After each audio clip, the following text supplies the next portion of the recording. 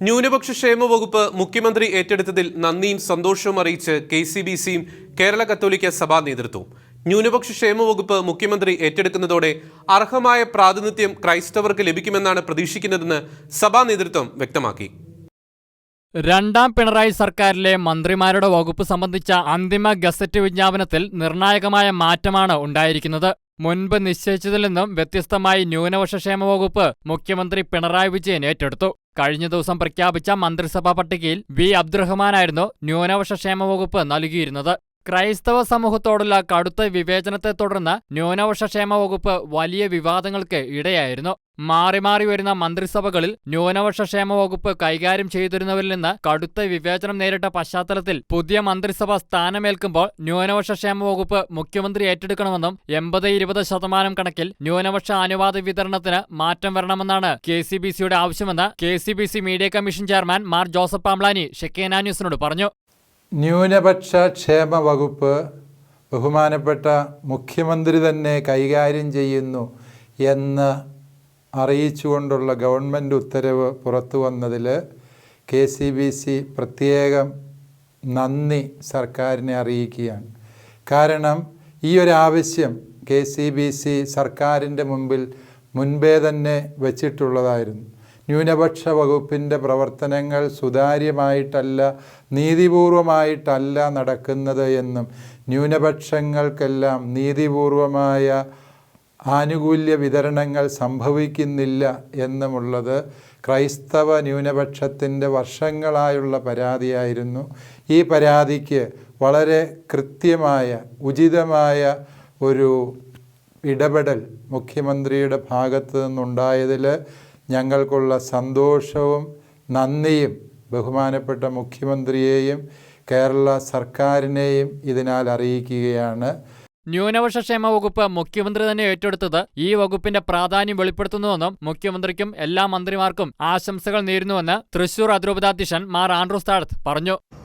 പലരും നിർദ്ദേശിച്ചതുപോലെ ന്യൂനപക്ഷ ക്ഷേമ വകുപ്പ് മുഖ്യമന്ത്രി തന്നെ ഏറ്റെടുത്തത് ഈ വകുപ്പിൻ്റെ പ്രാധാന്യം വെളിപ്പെടുത്തുന്നു. വിവേചനം കൂടാതെ ന്യൂനപക്ഷ ക്ഷേമത്തിനു വേണ്ടി ഈ സംവിധാനം സഹായിക്കുമെന്നതിൽ തർക്കമില്ല. മുഖ്യമന്ത്രി അടക്കം എല്ലാ മന്ത്രിമാർക്കും ആശംസകൾ.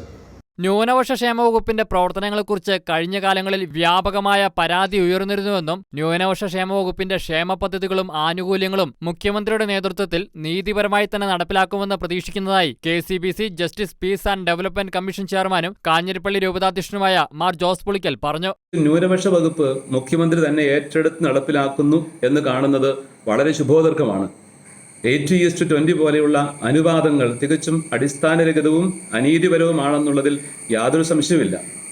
അതുകൊണ്ട് തന്നെയാണ് കത്തോലിക്ക സഭ ന്യൂനപക്ഷ വകുപ്പ് മുഖ്യമന്ത്രി തന്നെ ഏറ്റെടുക്കണം എന്ന് ആവശ്യപ്പെടാനിടയായിട്ടുള്ളത്. ഇക്കാര്യത്തിൽ അദ്ദേഹത്തിൻ്റെ നേതൃത്വത്തിൽ ന്യൂനപക്ഷ ക്ഷേമ പദ്ധതികൾ, ആനുകൂല്യങ്ങൾ തുടങ്ങിയവ നീതിപരമായിട്ട് തന്നെ നടപ്പിലാക്കും എന്ന് പ്രതീക്ഷിക്കുകയാണ്. ന്യൂനപക്ഷ ക്ഷേമ വകുപ്പ് മുഖ്യമന്ത്രി ഏറ്റെടുത്തതിൽ സന്തോഷവും നന്ദിയും അറിയിക്കുന്നുവെന്ന് KCBC deputy secretary general father Jacob G Palakkappilly പറഞ്ഞു. പൊതുസമൂഹത്തിൽ ഏറെ നാളായി ചർച്ച ചെയ്യപ്പെട്ടതും ന്യൂനപക്ഷങ്ങളിൽ നല്ലൊരു വിഭാഗം ആവശ്യപ്പെട്ടതുമായ ഒരു കാര്യമായിരുന്നു ന്യൂനപക്ഷ ക്ഷേമ വകുപ്പ് മുഖ്യമന്ത്രി തന്നെ കൈകാര്യം ചെയ്യണമെന്നുള്ളത്. ആ പൊതുവികാരത്തെ മാനിച്ച് മുഖ്യമന്ത്രി ശ്രീ പിണറായി വിജയൻ ആ വകുപ്പ് കൈകാര്യം ചെയ്യുന്നതിന് തീരുമാനിച്ചിരിക്കുന്നതായി ഗസറ്റ് വിജ്ഞാപനത്തിലൂടെ അറിയാൻ കഴിയുന്നു.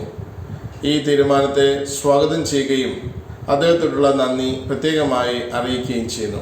കേന്ദ്ര സർക്കാരിന്റെ ന്യൂനപക്ഷ ക്ഷേമ പദ്ധതികൾ വിവിധ സംസ്ഥാനങ്ങളിൽ ജനസംഖ്യ ആനുപാതികമായാണ് വിതരണം ചെയ്യുന്നത്.